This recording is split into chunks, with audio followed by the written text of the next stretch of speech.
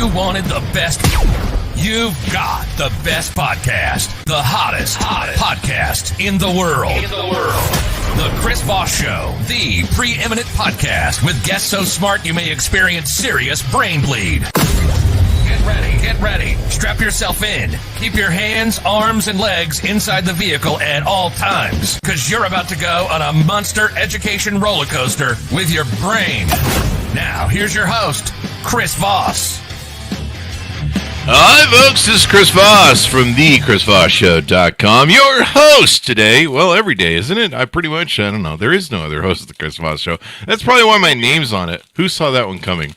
Anyway, guys, thanks for tuning in. Go to youtube.com/Chris Voss. Hit the bell notification button. Go to goodreads.com/Chris Voss. See everything we're reading and reviewing over there. And also go to all of our groups, Facebook, LinkedIn, Twitter, Instagram, all those different places.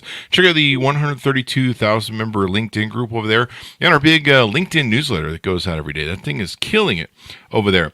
Anyway, guys, we have an amazing gentleman on the show with us today. He's going to be talking about his company and what he does with it and all that good stuff. His name is Lynn Yaffe, and he's the chairman of his company, and his company does some amazing technology things. It's a biomedical spin-off of the Yaffe Center for Resuscitation Research at the University of Pittsburgh, and is committed to the preservation of human life through rapid, profound hypnothermia, temporary suspended animation is what that is, by pursuing techniques and patented products for emergency preservation and resuscitation, which stands for the EPR-Technologies, the name of his company, to save a life when standard cardial, I'm from Jersey or something, I don't know, cardiopulmonary resuscitation fails, CPR. Most of you are familiar with CPR. Lynn has been committed to the concept of EPR's emergency life-saving utility and potential applications in the field of resuscitation. He completed an undergraduate education at the Johns Hopkins University School of Arts and Sciences, majoring in biophysics. Welcome to the show, Lynn. How are you? Fine. It's a pleasure to be here. It's a pleasure to have you. Give us your .com so people can find you on the interwebs. It's EPR-Technologies.com. There you go. And you also have a Kickstarter that you're working on, correct? Yes. We're on, not Kickstarter, but Start Engine. Okay. So that's www.startengine1word.com/EPR-Technologies. And then you'll see our crowdfunding site. Yeah, it looks like you guys are doing really well, raising some money for your project. So tell us, what is EPR-Technologies, your company, and what do you do there? Well, EPR-Technologies is pursuing techniques and products that enable rapid, profound hypothermia. Wow. Now, by rapid, profound hypothermia, it's sort of inducing a temporary suspended animation, to use a science fiction term. Mm-hmm. But I'm talking about cooling the body down to between 5 and 15 degrees Celsius, which is about 41 to 59 degrees Fahrenheit. We're not talking about freezing anyone, and we're not talking about mild hypothermia. Mm-hmm. So rapid, profound hypothermia would be used when standard cardiopulmonary resuscitation, as you said, CPR fails.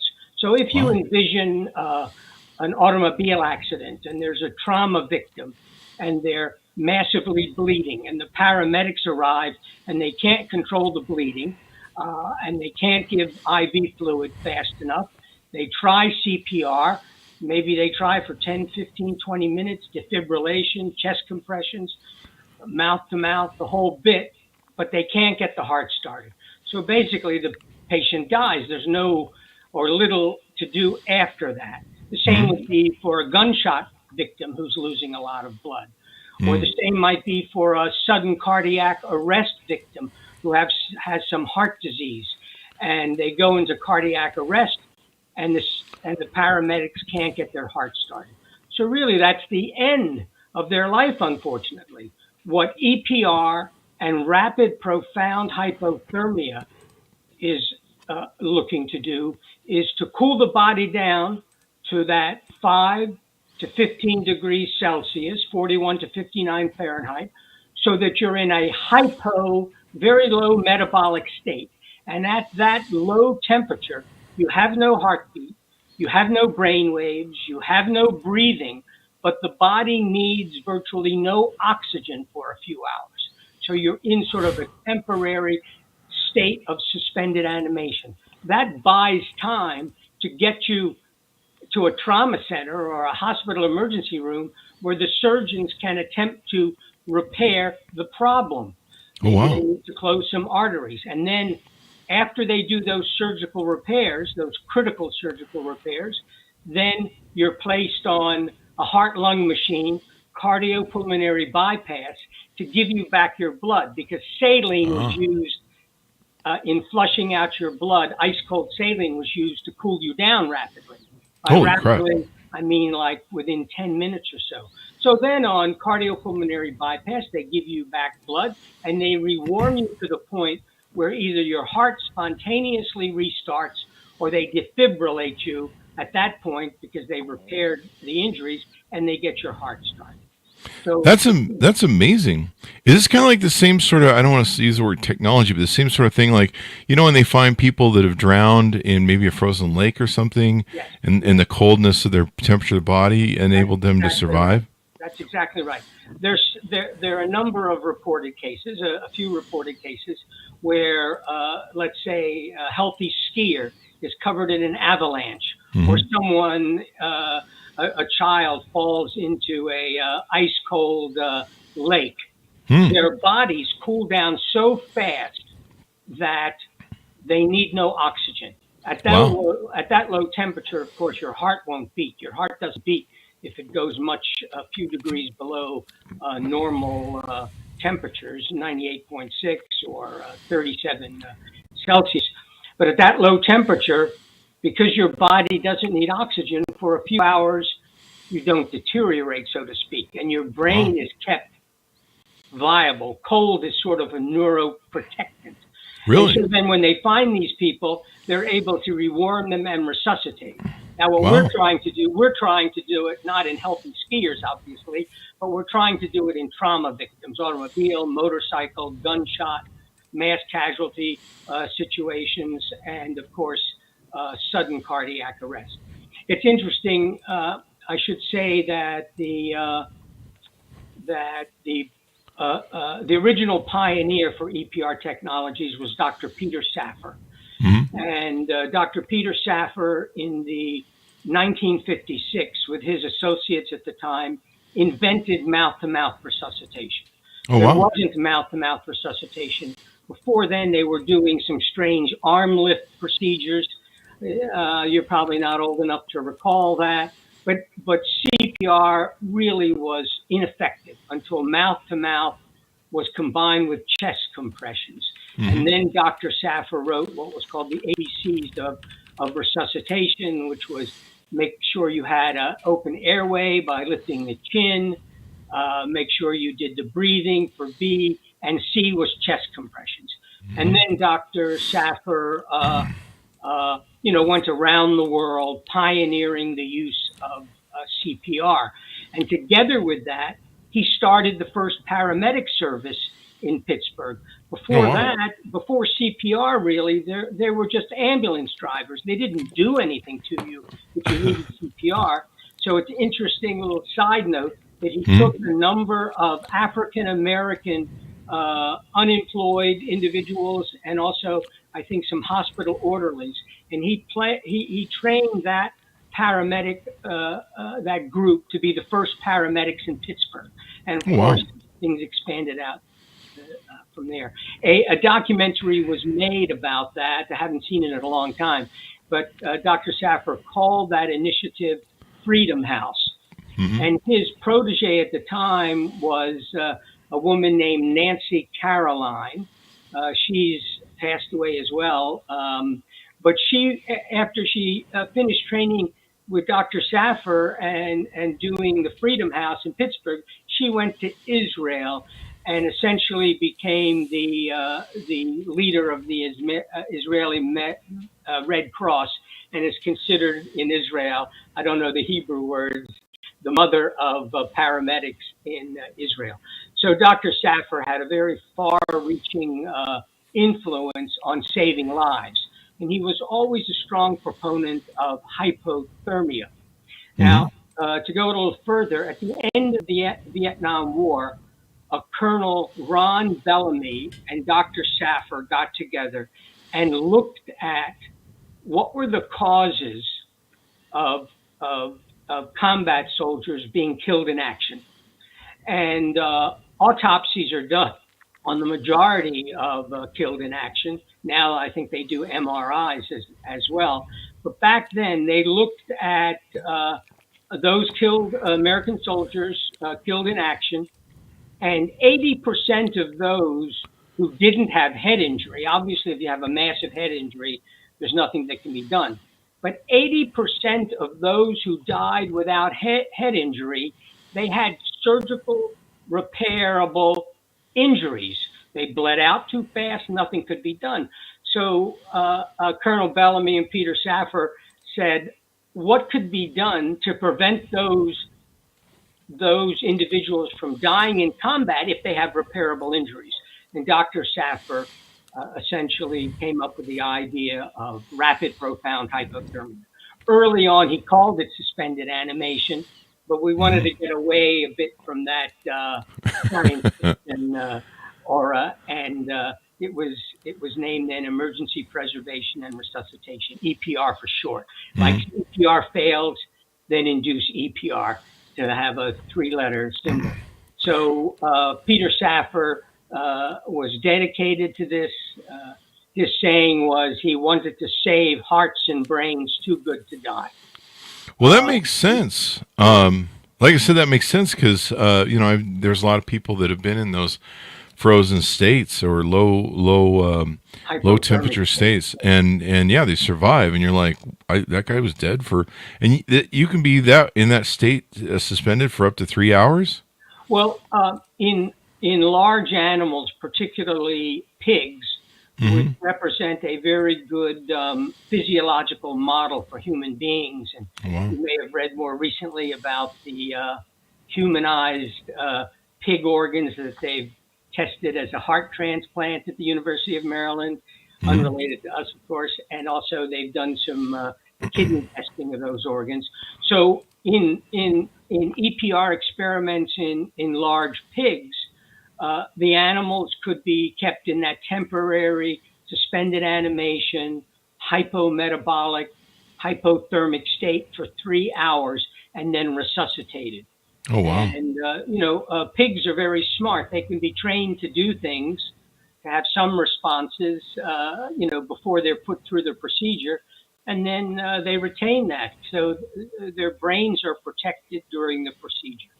Wow, that is crazy. And so currently, there's an ongoing human feasibility clinical trial at Maryland Shock Trauma in Baltimore, headed up by one of our associates who was on the original Peter Safar team at the Safar Center. He's now at Maryland Shock Trauma in Baltimore, and that's Sam Tischerman. I can't talk a lot about the clinical trial because the FDA likes to keep the lid on things, until it's completed. But I don't know, maybe 2 years ago, we've been on a bit of a pause because of the COVID pandemic, because blood and blood supplies have been, let's say, less abundantly available during the pandemic, and blood is needed for ECMO procedures for artificial lungs for critical COVID patients. But we'll be hopefully resuming the progress of the clinical trial soon.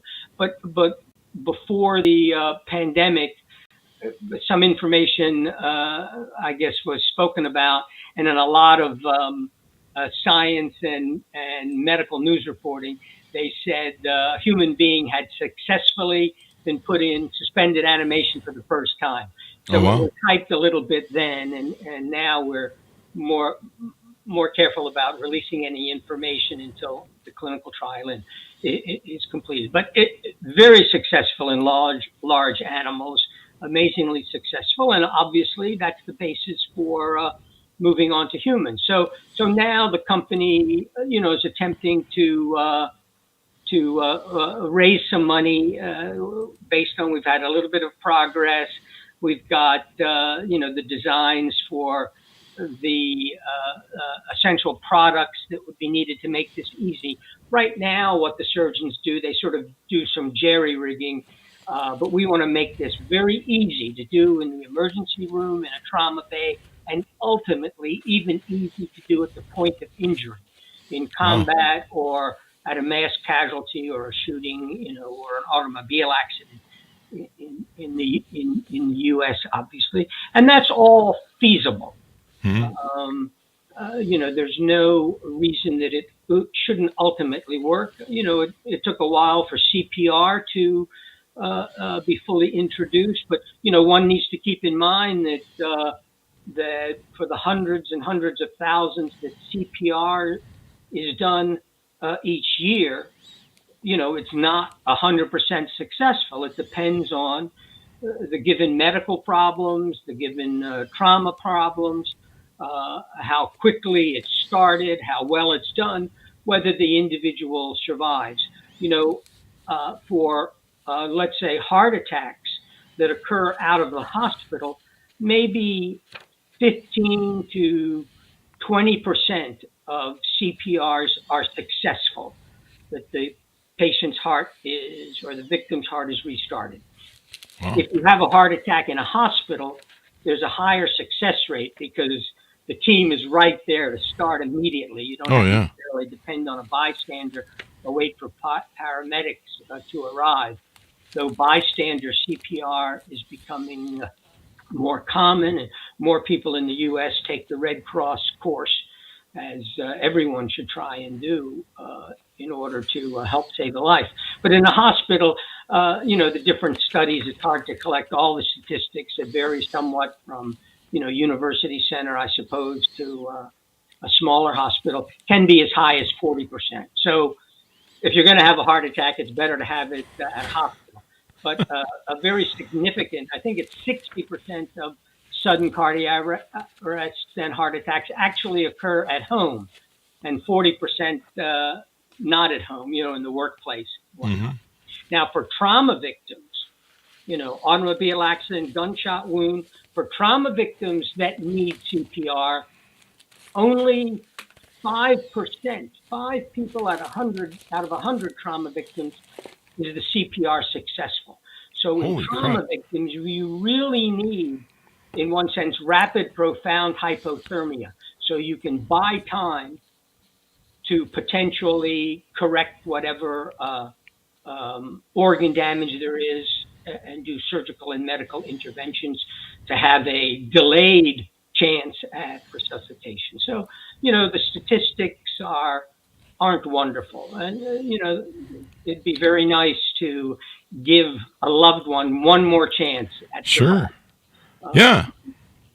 And so that's the story in a nutshell. All of the research and the current feasibility clinical trial has been funded by the U.S. military.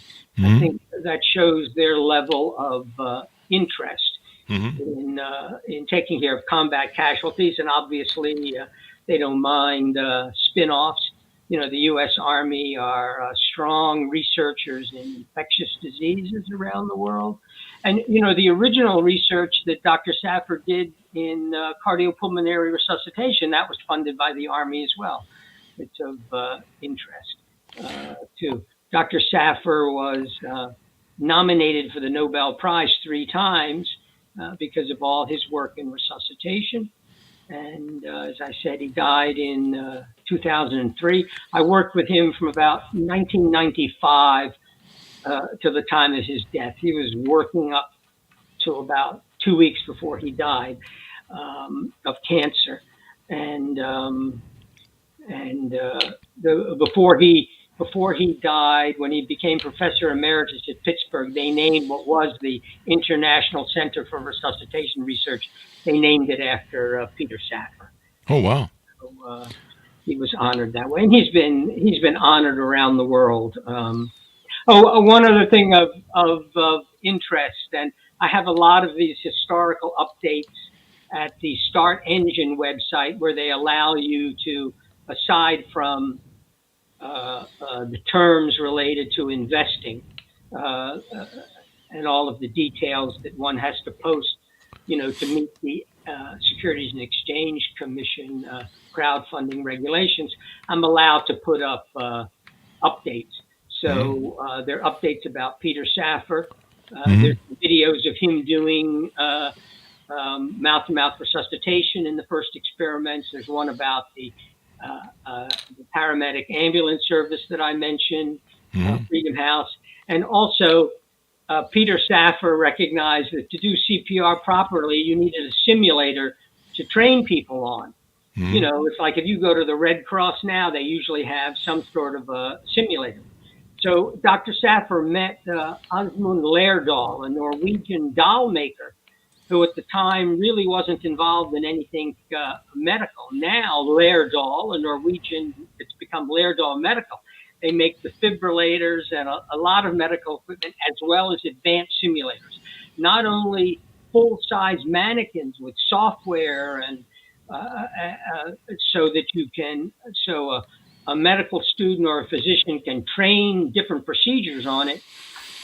They also made the very first mannequin for CPR, called Resusci Annie. I don't know if you've heard of that. It's Resusci Annie was the first mannequin, and the face of Resusci Annie, they used a death mask that was made from a young woman that jumped into the Seine River in Paris and for some reason committed suicide. If you go to Google and type in Resusci Annie, there's at the Wood Anesthesiology Museum, they have some information about Resusci Annie. It's all very interesting history that Dr. Safar, who the father of cardiopulmonary resuscitation, was involved in from the mid-1950s, really up until his death in 2003. So I'm very, very excited to have been and still am part of the team that's pursuing this, and very hopefully one day this will become the standard of care, sort of a revolutionary game changer that give everybody one more chance at survival. And that's really ideal, being able to get one more chance at it. So tell us about the investment thing you're doing. You're on startengine.com. What's the minimum investment? How much is the offering? What are they getting for what they're investing in? I'd love to say that, but I'm instructed by Start Engine and SEC rules is not to discuss any of the terms. Okay. So I'm very careful about that. Do you want me to read them off the site? Can I read them off the site to our listeners? I prefer not to, because I don't want to upset anyone. If you don't mind, I'd like to hold up the website. Okay. If you can all see that now, www.startengine.com/EPR-Technologies. Okay. Or if you just go to startengine.com, you can read all of the terms. The SEC requires, when you put down the terms, and one can make, I can at least say, a range of investments. There's not a fixed amount from small to large. But the SEC requires that people who are exposed to the terms also are exposed to the risks. I mean, there's no guarantee on any investment, That's true. And so I want to follow the rules. Sure. And I appreciate being able to mention the Start Engine site. If you go to our website, those are the bottom line.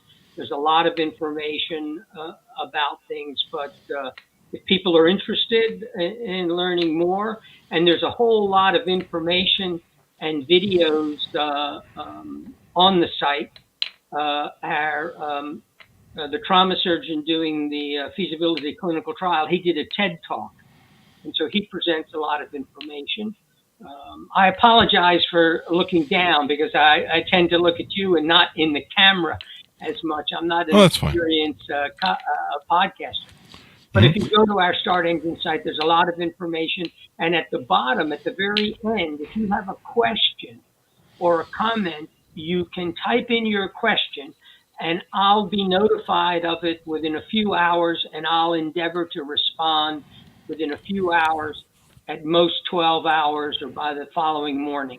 Any question about what's on the site or anything that you might be concerned about that's not on the mentioned on the site, I can respond, because when I respond to a comment, then everybody sees it, and anyone who's already invested is notified as well. So it's like everybody has all the information.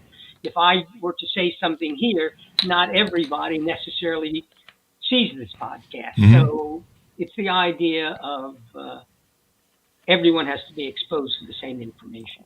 So there you go. My first involvement with crowdfunding, and I have my fingers crossed for its success. And it's become very popular. Start Engine is one of the premier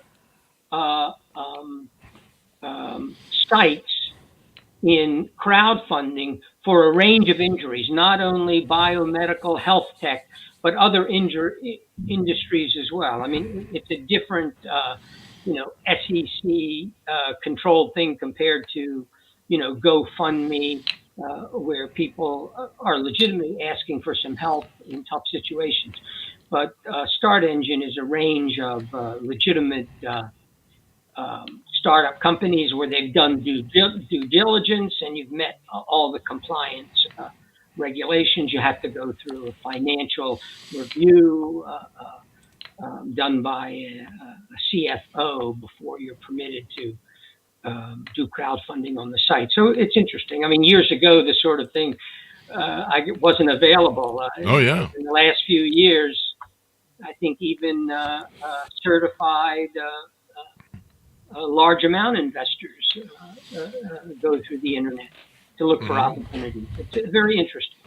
Yeah, very cool. And looks like you've raised some money on here, according to their website. We only recently got started, so okay. Hopefully this exposure will get people to go to the site and help us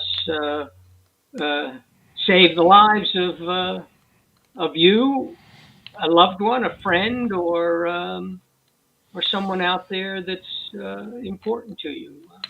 And now with the terrible situation in Ukraine, it's unfortunate that rapid profound hypothermia isn't already the standard of care and easily administered the way bystanders do CPR. Obviously, rapid profound hypothermia is a little more involved than CPR, but as time goes on, you can make it more and more, let's say, automated, easier to do when the equipment and the ice cold saline are available to do it. We're looking to do it obviously at trauma centers first, emergency rooms, hospital wards, then hospitals, and then with portable designs that we're working on to allow a trained, certified paramedic to ultimately do it with FDA approvals. Yeah. This is really interesting, and the future of medicine. I mean, any more ways we can save lives is awesome. Absolutely. Anything more we need to cover and touch on what you guys do and how you do it? No, I think we've covered all of the important points. You've let me hold up my little sign. I appreciate the interest and the opportunity. I'm not a big watcher of podcasts, but this experience is going to get me involved. There you go. There you go. A terrific opportunity. It's the new generation. I'm, I guess, part of the old generation trying to leapfrog into the new. People love podcasts. It's crazy, and we've been doing it for a little bit of time. And you can listen to them on the radio while driving. Yeah. Or people, I've had people tell me they listen while they're doing the dishes or chores around the house or working on something. I usually tend to listen to them while I'm working on the computer and doing something kind of mundane, like, a spreadsheet or something, and I'll play one in the background. So when I'm not editing ours. So it's been wonderful to have you on the show, Lynn. Thank you very much for sharing this wonderful data. And man, I'm really hopeful for the future of this coming out. Yes. And everyone out there, let's say, can do their bit to save a life in the future if they help us out. There you go. Give us your plugs one more time, if you would, those .coms. Okay, I'll hold up the sign. So there you go. Pause it. That makes sense. SmartEngine.com/EPR-Technology. There you go. Thank you, there'll be a link on the Chris Voss Show. So if you go there too, there'll be a link you can click to go to both websites. Anyway, thank you very much for being on the show with us, Lynn. We certainly appreciate it. Thanks so much, everyone. Thanks, Monis, for tuning in. Go to youtube.com/Chris Voss. Tell all your friends, neighbors, relatives to subscribe to the show. Go to goodreads.com/Chris Voss. All our groups on Facebook, LinkedIn, Twitter, Instagram, all those places. Thanks for tuning in. Be good to each other. Stay safe. And we'll see you guys next time.